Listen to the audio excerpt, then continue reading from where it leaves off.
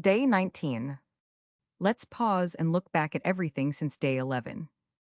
You learned how to configure your algorithm, set cache, set start date, set end date, and set brokerage model. A few things are worth double checking before you move on. Set cache sets your starting capital for the backtest. If you don't set it, QuantConnect uses a default amount. Set start date and set end date define the time window your algorithm runs over.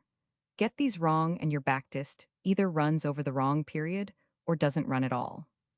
Set brokerage model applies realistic fees and margin rules for a specific broker. Without it, your backtest assumes trading is free, which it never is. Before day 20, try the practice task below.